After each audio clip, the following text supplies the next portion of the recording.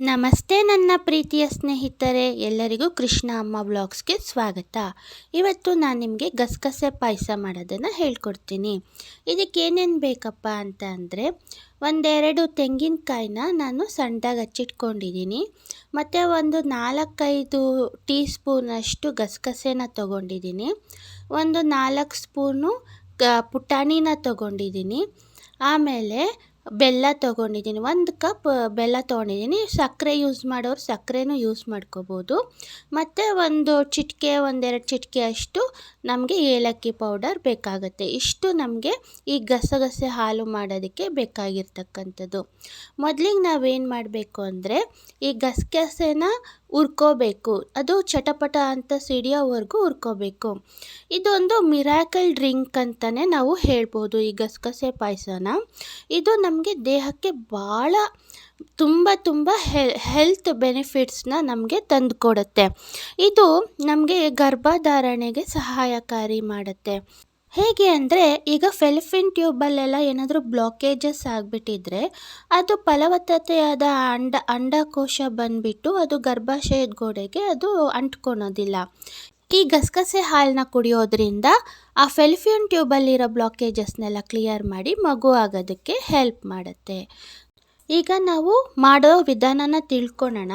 First ಒಂದು mixie ಜಾರ್ಗೆ ನೀವು ಹಚ್ಚಿಟ್ಟಕ್ಕಂಥ ಕೊಬ್ಬರಿನೆಲ್ಲ ಹಾಕ್ಕೋಬೇಕು. ಈ ಕೊಬ್ಬರಿ ತುಂಬ ನಮಗೆ ಹೆಲ್ಪ್ ಮಾಡುತ್ತೆ. ಇದು ತಾಯಿ ಹಾಲಿಗೆ ಸಮ ಅಂತ ಹೇಳ್ಬೋದು ಈ ಕೊಬ್ಬರಿ ಹಾಲನ್ನ. ಇವಾಗ ಇದಕ್ಕೆ ನಾವು ಗಸಗಸೆ ಹಾಕ್ಕೊಂಡು ಮತ್ತು ಪುಟಾಣಿನ ಹಾಕ್ಕೊಂಡು ಇದನ್ನು ಚೆನ್ನಾಗಿ ಈ ರೀತಿ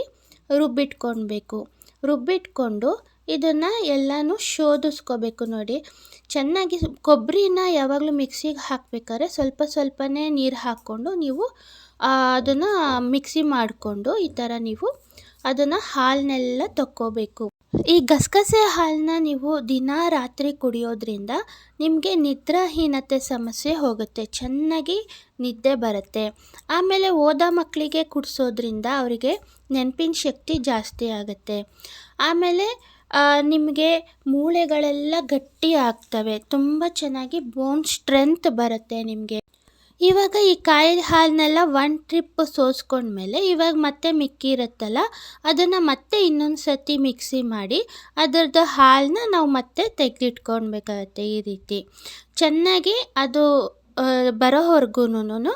ಹಾಲು ಬರೋವರೆಗೂ ನಾವು ಮಿಕ್ಸಿ ಮಾಡಿ ತೊಗೋಬೇಕಾಗತ್ತೆ. ಆಮೇಲೆ ಅದನ್ನು ಒಲೆ ಮೇಲಿಟ್ಟು ಚೆನ್ನಾಗಿ ನಾವು ಕೈ ಆಡಿಸ್ತಾ ಇರಬೇಕು. ಅದನ್ನು ಕೈ ಆಡಿಸ್ದೆ ಬಿಡಬಾರ್ದು. ಇವಾಗ ಸ್ವಲ್ಪ ಅದಕ್ಕೆ ಏಲಕ್ಕಿ ಪುಡಿ ಹಾಕಿ ಚೆನ್ನಾಗಿ ತಿರುಗಿಸ್ಕೊಳ್ಬೇಕು. ಆಮೇಲೆ ಇಲ್ಲೇನು ಅಂತ ಅಂದರೆ, ನೀವು ಸಕ್ಕರೆ ಯೂಸ್ ಮಾಡ್ತೀರಾ ಅಂತ ಅಂದರೆ ಇದೇ ಟೈಮಲ್ಲಿ ನೀವು ಸಕ್ಕರೆನ ಹಾಕೋಬೋದು, ಆದರೆ ಬೆಲ್ಲ ಈ ಟೈಮಲ್ಲಿ ನೀವು ಹಾಕೋಬಾರ್ದು. ಇವಾಗ ನೀವು ಸಕ್ಕರೆ ಬೇಕಾದರೆ ಆ್ಯಡ್ ಮಾಡ್ಕೋಬೋದು. ಯಾಕೆ ಅಂತಂದರೆ ಇಲ್ಲಿ ನಾನು ಬೆಲ್ಲದ ಯೂಸ್ ಮಾಡ್ತಿರೋದ್ರಿಂದ ಸಕ್ಕರೆ ಹಾಕ್ತಾಯಿಲ್ಲ. ಇವಾಗ ನೋಡಿ, ಇದಕ್ಕೆ ಬೆಲ್ಲನ ನಾನು ಕರಗಿಸ್ಬಿಟ್ಟು ಇವಾಗ ಒಂದು ಕುದಿ ಮಾತ್ರ ಬರ್ತಾ ಇದೆ ನೋಡಿ. 1 ಕುದಿ ಮಾತ್ರ ಕಾಯಿಸ್ಬೇಕು ನೀವು ಗಸಗಸೆ ಹಾಲನ್ನ. ಜಾಸ್ತಿ ಕುದಿಸಿದ್ರೆ ಏನಾಗ್ಬಿಡತ್ತೆ, ಅದು ಒಡೆದೋಗ್ಬಿಡತ್ತೆ. ಹಾಗಾಗಿ 1 ಕುದಿ ಬಂದ ತಕ್ಷಣನೇ ಆ ಬೆಲ್ಲದ ನೀರೇನು ಕಾಯಿಸಿಟ್ಕೊಂಡಿರ್ತೀರಲ್ವ ಅದನ್ನು ಹಾಕಿ ಸೋದಿಸ್ಕೊಳ್ಬೇಕಾಗತ್ತೆ. ನೋಡಿ, ಈ ಥರ ಸೋದಿಸ್ಕೊಂಡು ಅದನ್ನು ನೀವು ಆಫ್ ಮಾಡಿಬಿಡ್ಬೇಕಷ್ಟೆ. ಅಲ್ಲಿಗೆ ನಿಮ್ಮದು ಗಸಗಸೆ ಹಾಲು ರೆಡಿ ಆಗುತ್ತೆ.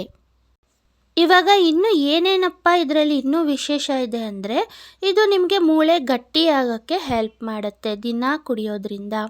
ಆಮೇಲೆ ಜೀರ್ಣಕ್ರಿಯೆನ ಚೆನ್ನಾಗಿ ಹೆಚ್ಚಿಸುತ್ತೆ. ಮತ್ತು ಈ ಗಸಗಸೆಯಲ್ಲಿ ಎಷ್ಟು ಅಂಶ ಇದೆ ಅಂತ ಅಂದರೆ, ಇದು ನಮಗೆ ಹಾರ್ಟ್ ಅಟ್ಯಾಕ್ ಆಗೋದನ್ನು ತಡೆಗಟ್ಟುತ್ತೆ. ಹೇಗೆ ಅಂತ ಅಂದರೆ, ನಮ್ಮದು ಪ್ರತಿಯೊಂದು ನರದಲ್ಲೂ ಅದು ರಕ್ತ ಪರಿಚಲನೆನ ಚೆನ್ನಾಗಿ ಮಾಡಿಸಿ ನಮಗೆ ಹಾರ್ಟ್ ಅಟ್ಯಾಕ್ ರೇಷಿಯೋನ ಕಡಿಮೆ ಮಾಡುತ್ತೆ. ಮತ್ತು ಚರ್ಮದ ಕಾಂತಿ ಜಾಸ್ತಿ ಆಗುತ್ತೆ. ಆಮೇಲೆ ನಮಗೆ ಕೂದಲಿನ ಆರೋಗ್ಯ ಕೂಡ ಇದು ತುಂಬ ಜಾಸ್ತಿ ಮಾಡಿಸುತ್ತೆ. ಮತ್ತು ಗಸಗಸೆನ ಬಾಯಿ ಹುಣ್ಣಿಗೆ ರಾಮಬಾಣ ಅಂತಲೇ ಹೇಳ್ಬೋದು. ಮತ್ತು ನಿಮಗೆ ಇದು BP ಕಂಟ್ರೋಲ್ ಮಾಡುತ್ತೆ. ಮತ್ತು ಕಣ್ಣಿನ ದೃಷ್ಟಿನ ಜಾಸ್ತಿ ಮಾಡುತ್ತೆ. ಇವಾಗ ಮೂತ್ರಪಿಂಡದಲ್ಲಿ ಕಲ್ಲೇನಾದರೂ ಇದ್ದರೆ ಅದನ್ನು ಕರಗಿಸಿ ಮತ್ತೆ ಬಾರ್ದಂಗೆ ತಡೆಗಟ್ಟುತ್ತೆ. ಮತ್ತು ಹೆಣ್ಮಕ್ಳಿಗೆ ಥೈರಾಯ್ಡ್ ಬರ್ದಂಗೆ ಕಾಪಾಡುತ್ತೆ. ಇವಾಗ ನೋಡಿದ್ರಲ್ಲ ಸ್ನೇಹಿತರೆ, ಈ ಗಸಗಸೆ ಪಾಯಸ ಕುಡಿಯೋದ್ರಿಂದ ನಮಗೆ ಎಷ್ಟು ಹೆಲ್ತ್ ಬೆನಿಫಿಟ್ಸ್ ಇದೆ ಅಂತ. ಇದನ್ನು ಮೆನಿ ಪ್ರಾಬ್ಲಮ್ಸ್ ಒನ್ ಸೊಲ್ಯೂಷನ್ ಅಂತಲೇ ಕರಿಬೋದು. ಇದನ್ನು ದಿನ ಕುಡಿದ್ರೂ ತುಂಬ ಒಳ್ಳೆಯದು, ಇಲ್ಲಾಂದರೆ ಅಟ್ಲೀಸ್ಟ್ ವಾರಕ್ಕೆ ಒಂದು ಸತಿನಾದರೂ ಮಾಡ್ಕೊಂಡು ಕುಡೀರಿ. ವಿಡಿಯೋನ ಪೂರ್ತಿ ನೋಡಿದ್ದಕ್ಕೆ ತುಂಬು ಹೃದಯದ ಧನ್ಯವಾದಗಳು. ಕೃಷ್ಣ ಅಮ್ಮ ವ್ಲಾಗ್ಸ್ನ ಲೈಕ್ ಮಾಡಿ, ಶೇರ್ ಮಾಡಿ, ಸಬ್ಸ್ಕ್ರೈಬ್ ಮಾಡಿ. ಧನ್ಯವಾದಗಳು.